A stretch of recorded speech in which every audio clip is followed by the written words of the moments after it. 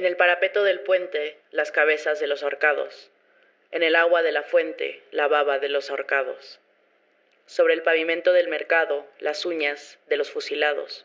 Sobre la hierba seca del prado, los dientes de los fusilados. Morder el aire, morder las piedras, nuestro cuerpo no es ya humano. Morder el aire, morder las piedras, nuestro corazón no es ya humano. Pero hemos leído en los ojos de los muertos y en la tierra haremos libertad. Pero está apretada en los puños de los muertos la justicia que se hará.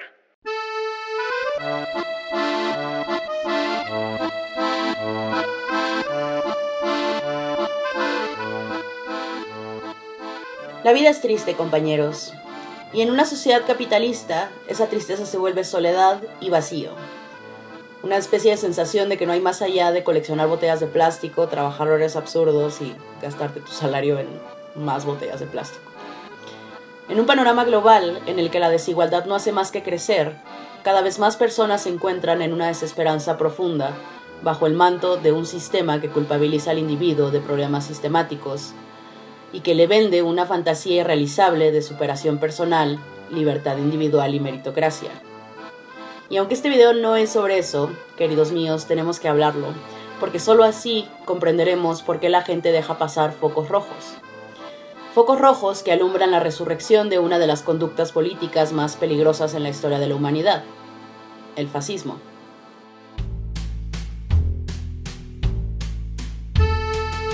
En palabras de Robert Paxson, el fascismo fue la innovación política más importante del siglo XX. Llegó para quedarse y cambió el mundo para siempre. Las corrientes políticas occidentales más comunes hoy en día, como el liberalismo o el socialismo, se habían desarrollado ya plenamente a finales del siglo XIX. Y si bien el nacimiento del fascismo fue una especie de plot twist inconcebible para nuestros revolucionarios favoritos, para Marx y Engels, podemos intuir señales de alerta en las reflexiones del pensador liberal Alexis de Tocqueville, quien tras visitar los Estados Unidos por primera vez anuncia una amenaza a los pueblos democráticos, inquietado por el poder de la mayoría. Georges Sorel, otro filósofo francés, critica a Marx en 1908 por no darse cuenta de que una revolución conseguida en tiempos de decadencia podría considerar un regreso al pasado. Sin embargo, no sería hasta unos años después que estas intuiciones se volverían acertadas. La palabra fascismo viene del italiano faccio, que significa literalmente haz, un atado de algo. En este caso, un atado de varas. Este terminó siendo el símbolo más famoso del fascismo italiano, quienes, por cierto, fueron los que inventaron la palabra fascismo. Sin embargo, los fachos no son los únicos que lo usan. El haz de varas es un símbolo romano que indica la autoridad y la unidad del Estado y lo encontramos representado en múltiples espacios y simbologías políticas. Adornan el Sheldonian Theatre de Oxford, la famosa estatua del expresidente americano Abraham Lincoln tiene los brazos apoyados sobre dos haces de varas. Lo encontramos también en el Congreso de los Estados Unidos, y Marianne, la famosa imagen de la mujer que encarna la libertad en la simbología revolucionaria francesa, también solía ser representada con un haz de varas en la mano. El haz de varas es un símbolo político, no fascista. Esta fue una de las varias apropiaciones del fascismo en su grandioso collage de ideas, imágenes y folclore en general. La idea detrás del símbolo reclamado por los fascistas es que una vara se parte fácilmente, pero un haz de varas es indestructible, lo que lo señala algo desde el principio, y es que el fascismo resalta la unidad y rechaza el individualismo. Esto lo vamos a desarrollar un poquito más adelante. El término fascismo es oficialmente utilizado por primera vez en Milán un domingo 13 de marzo de 1919, cuando un centenar de personas, entre ellos el exsocialista Benito Mussolini, se reúnen en Piazza San Sepolcro para declarar al socialismo como su enemigo último por ser contrario al nacionalismo. Poco más de un mes después, atacaron las oficinas del diario del Partido Socialista, el Avanti, del cual, por cierto, Mussolini había sido director unos años antes, dejando un saldo total de 4 muertos y 39 heridos. En mayo de ese mismo año se publica el Programa Fascista, una mezcolanza de nacionalismo con propuestas que para ese entonces parecían radicales y revolucionarias. Expansionismo italiano a los Balcanes y el Mediterráneo, jornadas laborales de 8 horas, el voto a partir de los 18 años y el sufragio femenino, abolición de la Cámara Alta, expropiación parcial de la riqueza a través de impuestos a la burguesía y expropiación también de ciertas propiedades a la Iglesia. No suena tan mal, ¿verdad? Hasta ahí todo bien. El problema es que lo que dicen los fascistas casi nunca se alinea con lo que hacen. Es importante que hablemos de ambas cosas porque es a través de analizar lo que dicen que conocemos sus mecanismos y sus métodos de reclutamiento, pero es a través de analizar lo que hacen que realmente vemos lo que son. Unos 3 años después de aquella reunión dominguera en Piazza San Sepolcro, el partido fascista de Mussolini estaba al poder en Italia y 11 años más tarde otro líder fascista lo tomaría en Alemania.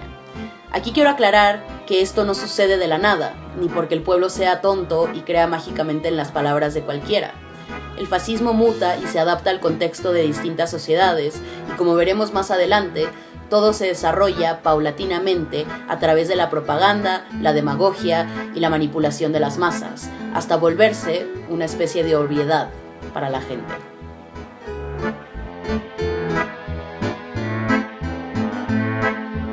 Este video no es sobre el liberalismo y el capitalismo, así que voy a tratar de hacer esta parte no demasiado larga. Además, quiero mencionar que hay muchos tipos de liberalismo, muchos incluso contrapuestos entre sí. Aquí vamos a hablar del liberalismo como una ideología y también como una doctrina económica, basada principalmente en los trabajos de Adam Smith y Thomas Malthus. Tenemos que entender que el liberalismo y el fascismo, a diferencia de lo que los liberales nos quieren hacer creer, no son siempre dos fuerzas antagonistas que luchan entre sí.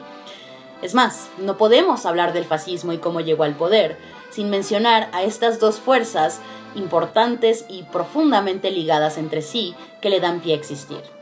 Porque el socialismo y el fascismo son una respuesta, aunque cada una en su lado del espectro, al liberalismo y lo que éste provocó. Y aunque podemos hablar de capitalismo sin hablar de liberalismo, o eso creo, lo contrario no puede suceder. No podemos hablar de liberalismo sin hablar de capitalismo, porque para el capitalismo es dado por sentado. Denme chance de explicarme, y empecemos desde el principio. El liberalismo es una ideología que existe para justificar el capitalismo. ¿Qué es una ideología, Enya? Un conjunto de ideas que dan forma a la manera en la que analizamos el mundo, sus problemas, cómo nos percibimos en él, en la sociedad y nuestro rol en ella. Las ideologías resaltan ciertos hechos concretos y dictan qué acciones son válidas de parte del colectivo o individuo. Es decir, la realidad está compuesta en parte por hechos, cosas concretas que sabemos que son verdad. La Tierra gira alrededor del Sol, la gravedad nos hará caer si nos aventamos de un 20º piso y si lo hacemos, la muerte es certera. Pero estos hechos pueden no ser relevantes para una ideología u otra. En cambio, si hablamos por ejemplo del cambio climático, que es un hecho, ahí es donde podemos observar cómo distintas ideologías interpretan este hecho, la importancia que le dan, si es que, y las acciones que validan con respecto o cómo reacciona a ese hecho. El liberalismo es, más concretamente, una ideología política, que repercute en la política, en lo económico, en lo religioso y en lo filosófico. Y lo que diferencia a una ideología política de otra no es nada más los hechos en los que hacen énfasis y las acciones que validan, sino también quién es un objetivo válido a la violencia. Porque sí, todas las ideologías validan la violencia de una forma u otra. Aquí, entendiendo que cuando hablo de violencia no me refiero únicamente a la violencia física. Sin embargo, los liberales suelen hacer pasar su ideología como algo universal, como un dado por hecho, una no ideología benevolente y no violenta.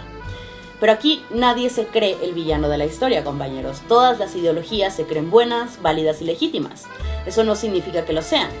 Y como veremos un poco más adelante, el liberalismo es todo menos coherente y universal. Pero bueno, resumido, ¿cuál es la ideología liberal? ¿Qué resaltan y qué acciones validan? Una de las características intrínsecas del liberalismo es el individualismo. Es decir, para un liberal, el individuo es la base de todo análisis. A partir del individuo y las decisiones que éste toma es que analizan el mundo y la sociedad. Para ellos, este es un grupo de individuos. Por lo tanto, todas las explicaciones que escucharán de la boca de un liberal referenciarán o se enfocarán en el individuo. Les gusta también decirnos que el individuo está peleado con el Estado o con cualquier tipo de colectivo organizado. Margaret Thatcher famosamente dijo que no hay sociedades, solo individuos. Esto podemos contrastarlo, por ejemplo, con el marxismo, que analiza la sociedad a partir de las clases, cómo éstas chocan entre sí y crean conflictos que nos hacen avanzar. O con el fascismo, por ejemplo, cuyo análisis es a través de un grupo superior en conflicto con otro grupo inferior. Sin demorarnos mucho en este punto, lo importante es entender que el liberalismo resalta al individuo, sus libertades, y entre ellas la libertad de expresión, la cual es importante mantener en mente cuando hablamos de su relación con el fascismo. También, esta mirada enfocada en el individuo vuelve al liberalismo ciego a problemas estructurales y sistemáticos, lo cual lo vuelve incapaz de erradicarlos. Como dije hace rato, el liberalismo da por sentado el capitalismo. Nace en un momento histórico específico para validar este sistema económico que vendría poco después. Pero todo empieza más atrás, con la colonización. A nadie le sorprende, ¿verdad? Para asumirles el chisme, más o menos, el descubrimiento de América en 1492 trajo consigo la caída del Imperio Árabe. La repentina y absurda cantidad de oro, plata y gemas preciosas que empezó a llegar a Europa desde América volvió insignificante el poder económico del Imperio Árabe, quien había sido hasta ese momento una fuerza mercantil importante y un contrapeso a Europa. Europa pasó a ser el centro de comercio más importante del mundo. Este periodo de aproximadamente 3 siglos fue lo que permitió la creación de una nueva clase social en Europa, la clase burguesa. Una clase rica, con poder económico, pero no noble, sin poder político. Empiezan a surgir ideas de libertad, ideas antimonárquicas. Locke, uno de los principales pensadores del liberalismo y para muchos el padre del liberalismo, escribiría en 1690 que a lo mejor era buena idea que los gobiernos solo pudieran ser establecidos con el consentimiento del pueblo, a excepción, por supuesto, de personas negras, indígenas, mujeres o gente que no tuviera propiedades. Así nace el liberalismo. Y es que esto, las excepciones, es una característica más del liberalismo. Construyen excepciones explícitas en sus propios sistemas. Así sucedería unos años después en el estallido de las revoluciones burguesas, en 1783 con la firma del Tratado de París y el fin de la Guerra de Independencia de los Estados Unidos. Creo que todos sabemos que esas personas, o esos hombres blancos debería decir, que se sentaban en un cuarto a hablar de libertad, también eran dueños de esclavos. Poco después, en la Revolución Francesa de 1789, vimos el mismo caso. Liberté, fraternité, égalité para algunos, pour les bourgeois. Cuando exclaman libertad para todos, hay un pequeño asterisco al lado de todos que te lleva a una lista de excepciones, y estas varían dependiendo del contexto, la época y al final del día de lo que el capitalismo necesite para seguir generando ganancia. Esto sigue siendo cierto hasta el día de hoy. A su vez, hay otra revolución en puerta, la revolución industrial. Con ella se desarrolla el capitalismo y durante el siglo XIX hay un periodo conocido como la Paz de los 100 años, un periodo de paz entre potencias mundiales en el que hubo apenas unos 18 meses de conflicto en total y no hubo enfrentamientos directos. Lo que les interesaba en ese momento era comerciar y crecer, no pelearse entre ellos, porque ahora la ganancia dependía de un sistema monetario internacional. Por eso, la paz era muy importante. Esto mientras crecían las fuerzas capitalistas, o sea, mientras los empresarios se inflaban de dinero. Europa se convirtió en la principal fuerza mercantil del mundo. Alemania e Inglaterra eran los centros de exportación de bienes e importación de mercancías. Esto generó una dependencia entre las potencias. Conflictos económicos y políticos empezaron a surgir cuando ya no tuvieron territorios que repartirse en América, África y Asia, donde tenían sus respectivas colonias. Entre 1884 y 1900, el Imperio Británico se anexó más de 6 millones de kilómetros cuadrados, Francia más de 5.5 y Alemania cerca de 1.5. Este periodo terminaría con la Primera Guerra Mundial, y para qué los aburro con los detalles si ya todos sabemos cómo acabó aquel fiasco. Alemania derrotada, con el Tratado de Versalles, un tratado devastador. Eso por supuesto creó resentimiento. Hitler mismo fue un soldado conmemorado. Después de la Primera Guerra Mundial, la gran guerra que destruyó imperios y monarquías, la gente estaba enojada y quería un mundo nuevo. En Rusia, la revolución bolchevique. En Alemania se derrocó al Kaiser y Hungría se nombró un estado socialista. El periodo entre guerras fue muy duro y después de la Gran Depresión en el 29, la gente estaba aún más molesta. De hecho, dato curioso, después del 29, Estados Unidos dejaría de lado relativamente sus políticas liberales para inclinarse más hacia el estado de bienestar hasta los 70s, 80s.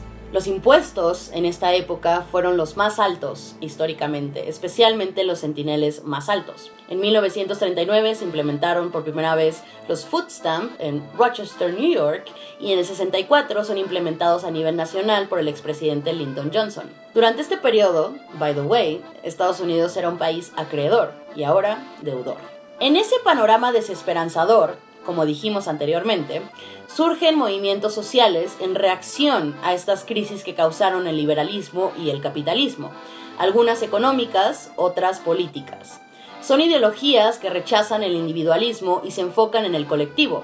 El socialismo y el comunismo, por un lado, ideologías que cuestionan el sistema desde su raíz, y por otro, la novedosa invención del siglo XX, el fascismo, quien encuentra como enemigo no al sistema, sino al vecino no hegemónico. Más adelante, con Ronald Reagan en Estados Unidos, quien, por cierto, estaba tan de acuerdo con el fascismo que financió gobiernos fascistas en Latinoamérica.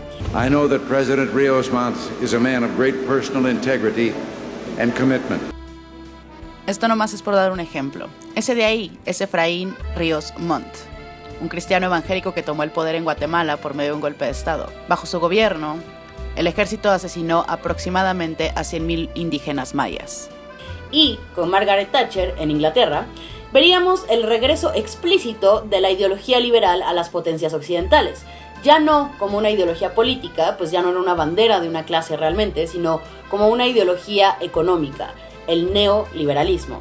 No me voy a extender aquí mucho porque este tema da para hacer un video dedicado. Pero sí quiero mencionar de paso que el neoliberalismo es muchísimo más salvaje que el liberalismo y por lo tanto sus consecuencias entre la gente son aún más devastadoras. Pongamos a Irak como ejemplo. Se le impuso el neoliberalismo tras la invasión estadounidense en el 2003 para facilitar básicamente la extracción de dinero y recursos a los Estados Unidos, mientras los bombardeaban a la verga. Todos los servicios fueron privatizados, los bancos fueron tomados por control extranjero. Se restringieron también fuertemente los derechos a huelga y la creación de sindicatos.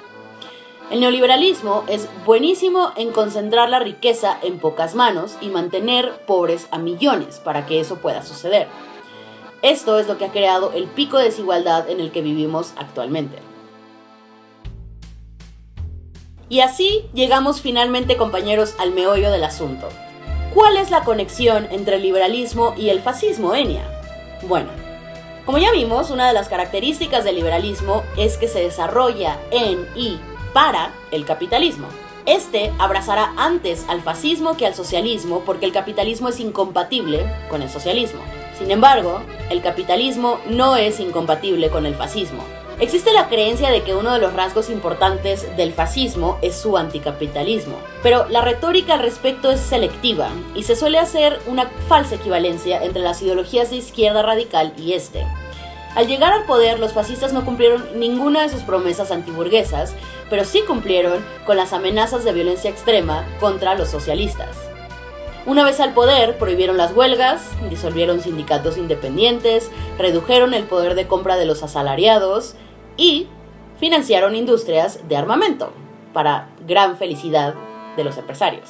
Lo que los fascistas del siglo XX criticaban del capitalismo no era la explotación, sino la fetichización de las cosas materiales que crean los individuos, el consumismo, su incapacidad de llenar el espíritu y la indiferencia a la nación. Los nazis cerraron muchos negocios judíos, pero también muchos capitalistas y liberales se aliaron con Hitler porque se oponía a los socialistas, quienes ponían en riesgo sus ganancias. Viendo lo que había pasado en Rusia tras la revolución socialista, la clase burguesa no se iba a sentar a esperar una revolución. Así que hicieron lo que siempre han hecho: meterse en la política.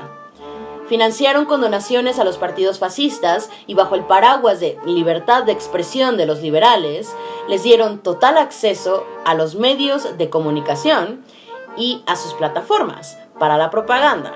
Intencionalmente utilizaron palabras como socialismo como método de manipulación en una sociedad donde esas palabras atraían a la gente. Los fascistas eran muy conscientes de este hueco en el liberalismo.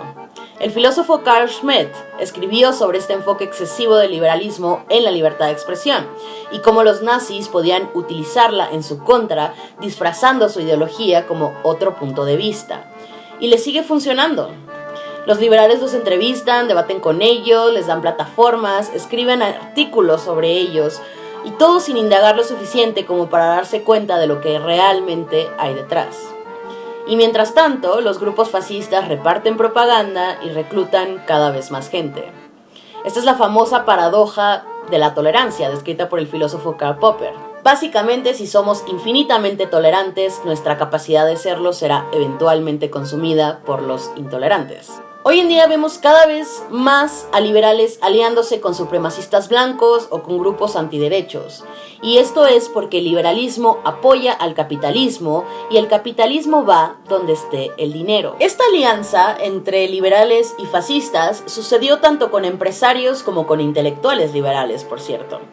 Vilfredo Pareto es un buen ejemplo de eso. Un liberal que rechaza la democracia y proclama que solo las élites deberían tener la posibilidad de gobernar. Insistió en la imposibilidad científica de la democracia y defendió la dictadura de las élites en nombre de la libertad económica. Aunque hay muchos ejemplos, otro más debería ser suficiente. Ludwig von Mises, otro liberal quien fue consejero económico del austrofascista, aunque fuertemente antinazi, Engelbert Dollfuss, quien fue canciller de Austria hasta el 1934 cuando fue asesinado. Algunos ejemplos de empresas que colaboraron con Hitler y que muchas siguen existiendo el día de hoy son Volkswagen, Kurp, Ford, Kodak, Mercedes-Benz y prácticamente cualquier negocio no judío que existía en Alemania en la época. Los mismos gases que se usaban en las famosas y terribles cámaras de gas de los nazis eran producidas no por el Estado, sino por una empresa privada que sigue existiendo el día de hoy también. En los estados fascistas, los intereses del Estado y las empresas siempre han estado alineadas. En los estados democráticos, por lo menos, existe la intención de mantener un balance entre los intereses de los burgueses y los de los obreros. La destrucción del socialismo fue la principal meta del fascismo. La reacción de los ricos a la amenaza del pobre. Cuando el capitalismo se ve amenazado, el poder económico se alía con el fascismo. De ahí nace la frase que erróneamente se le cita a Lenin: el fascismo es el capitalismo en decadencia.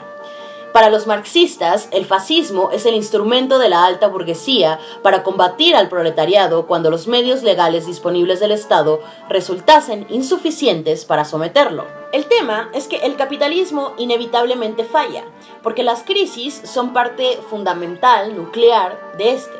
Para poder compensar los avances tecnológicos y el uso cada vez más reducido de trabajo vivo, y por ende la caída de sus ganancias, las empresas tienen que vender cada vez más. Pero el crecimiento no es eterno, y esto inevitablemente lleva, como lo hemos visto ya muchas veces, a crisis de subconsumo o sobreproducción. Y cuando estas crisis inevitablemente llegan, la gente empieza a querer cambiar el mundo y el sistema. Los ricos ven sus fortunas amenazadas y harán lo que esté a su disposición para evitarlo. Principalmente financiar grupos que crean divisiones entre el pueblo enfocadas en cualquier otra cosa que no sea la división de clase. Una vez en el poder, se aseguran de no poder ser derrocados, al menos desde adentro, eliminando libertades civiles, esparciendo propaganda y creando un ambiente de terror.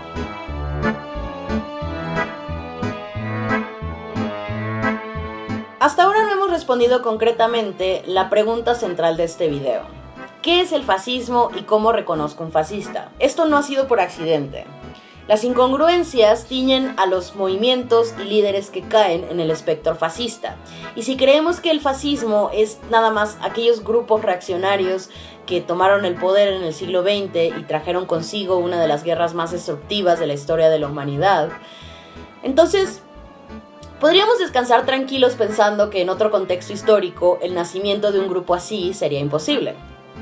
Y si bien el fascismo del siglo XX se caracterizó por un antisemitismo muy fuerte, un imperialismo desbocado, el corporativismo y la imagen del jefe de Estado carismático e invencible, incluso un folclore entero con todo y forma de vestir, ¿es eso el fascismo en su núcleo? No. Aquí quiero citar de nuevo a Robert Paxson, porque resume mejor que yo el problema de las definiciones. Las definiciones son intrínsecamente limitadoras. Enmarcan un cuadro estático de algo que se apreciaría mejor en movimiento y retratan como estatuaria congelada algo que se comprende mejor como proceso. Y eso es lo que queremos hacer aquí, comprender el proceso completo, no quedarnos cortos tratando de resumir un concepto tan amplio en 2 frases. Ya hablamos de las circunstancias ligadas al liberalismo y al capitalismo que dan pie a la existencia de esta conducta política. El fascismo es específico, local y muy flexible, y se adapta a su contexto y es posible quitar 1 o 2 criterios y seguir siendo calificado como fascista. Fascismo no es una característica, es una nube de características, de la misma manera que lo es la palabra saludable, por ejemplo. Puedes estar en una depresión profunda, pero si vas a tu médico de cabecera y sales perfecto en los estudios, te van a decir que eres saludable. Porque la palabra comprende en sí misma muchos criterios y no necesariamente necesitas cumplirlos todos para poder acuñarla. Lo mismo sucede con fascismo. Citando a Humberto Eco, quítenle al fascismo el imperialismo y obtendrán a Franco o Salazar. Quítenle el colonialismo y obtendrán el fascismo balcánico. Añádale al fascismo italiano un anticapitalismo radical que nunca le funcionó a Mussolini y obtendrán a Ezra Pound. Añádale el culto de la mitología celta y el misticismo del Grial, completamente ajeno al fascismo oficial, y obtendrán uno de los gurús fascistas más respetados, Julius Evola. El filósofo italiano, quien por cierto vivió bajo el régimen de Mussolini, desarrolló 14 características que conforman la nebulosa fascista, o lo que él nombró el urfascismo, el fascismo eterno. 1. El culto a la tradición. La exaltación del tradicionalismo y el sincretismo no son algo exclusivo del fascismo. Estos son de hecho bastante más antiguos. Sin embargo, es la mezcolanza, a veces hasta incongruente, de tradiciones distintas, lo que caracteriza al fascismo. La verdad ya ha sido anunciada, nos dice Eco. Solo queda seguir reinterpretando el mensaje. Y este punto se conecta con el siguiente. 2. El rechazo al modernismo. Esta fijación con la tradición lleva implícito el rechazo a lo moderno, a la forma de vida liberal y capitalista y a las ideas desarrolladas en esta. Señala la Ilustración como el inicio del declive de la sociedad actual. Por lo tanto, podemos decir que el fascismo es irracional. 3. El culto de la acción por la acción. El tradicionalismo nos da una verdad ya anunciada, y este va acompañado por un rechazo a nuevas ideas. Esto lleva al culto de la acción por la acción, la romantización del actuar, el actuar sin pensar, sin cuestionar. La reflexión coarta los actos puros, irracionales, o sea, la acción. 4. El rechazo al pensamiento crítico. El sincretismo no puede permitir el pensamiento crítico. No hay admisión a la crítica ni espacio para disconformidad o desacuerdo. Esto lo toman como una traición. 5.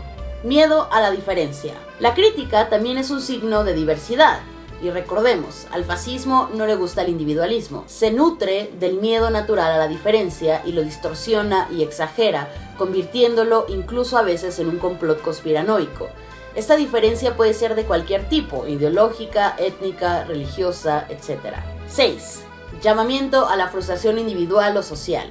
El fascismo, como ya comentamos antes en detalle, crece en épocas de crisis económicas o políticas, y una de las mejores herramientas es el llamamiento a la frustración individual o social, particularmente, aunque no exclusivamente, a una clase media asustada por grupos emergentes. 7. Nacionalismo. Le da a la gente vulnerable una identidad compartida, que además les une como colectivo, el haber nacido en X lugar, en caso del fascismo tradicional, pero no siempre es así. Además, lo que le da a una nación su identidad son los enemigos. 8. La fuerza del enemigo. La creación de una retórica confusa e incluso conspiranoica sobre el enemigo es creada. El enemigo humilla al pueblo y es invencible, pero al mismo tiempo es débil y derrotable. Los fascistas son incapaces de valorar con objetividad la fuerza de su enemigo. 9. Guerra permanente. Necesitan la existencia de un enemigo, rechazan el pacifismo como algo negativo y glorifican una vida de lucha constante. Y de nuevo con las contradicciones. También tiene que haber una meta final, un cielo dorado en el que ellos controlan el mundo. Contradicen, entonces, la retórica misma de la guerra permanente. 10. Elitismo de masa. El elitismo de masa es otro aspecto típico que va de la mano con la militarización que suelen tener estos movimientos, el inevitable desprecio al débil y la construcción de jerarquías a partir del más fuerte. 11. Héroe mitológico. Los fascistas llevan más allá el culto al héroe y lo vuelven una norma. Romantizan la muerte, hablan de ella como el final de una vida heroica. Y de hecho es muy común escuchar fascistas decir cosas como a mí solo me callan si me matan o cosas por el estilo. 12. El sexo. El fascista proyecta también su voluntad sobre cuestiones sexuales, porque el tema del héroe y la guerra permanente son difíciles de alcanzar. Y aquí es donde viene su aspecto machista, su desdén por las mujeres y su voluntad de controlarlas, y su odio por toda persona que no se apegue a una sexualidad normativa. 13. Populismo cualitativo. El pueblo toma una función teatral, nos dice Eco. El líder se vuelve una especie de traductor de la voluntad común, uno que habla por todos. Se representan los sentires de un grupo selecto de individuos como la voz de todo un grupo o de todo el pueblo. Y finalmente, la neolengua. El uso de un léxico pobre y sintaxis elemental con la finalidad de limitar el instrumento para el razonamiento complejo y crítico. Tal vez la pregunta correcta no sea cómo reconocer a un fascista, sino cómo sé cuando alguien está haciendo fascismo, se dé cuenta o no. El fascismo no es necesariamente una ideología fija, sino una especie de comportamiento político que le da a la gente un enemigo fácil, una sensación de pertenencia y una respuesta sencilla a problemas complejos. El fascismo tiene muchas caras y ha estado y está aún presente en muchos lugares del mundo. Espero que les haya gustado este video, amigos. La verdad que le eché muchas ganas. Son las 6:39 de la mañana y llevo desde las 12 de la noche grabando. Ojalá no se note tanto. Si les gustó el video, no olviden suscribirse, darle like, compartirlo y si tienen alguna duda, por favor déjenla en los comentarios y con todo el gusto del mundo responderé. Los quiero muchísimo, muchas gracias por tomarse el tiempo de ver este video y nos vemos pronto.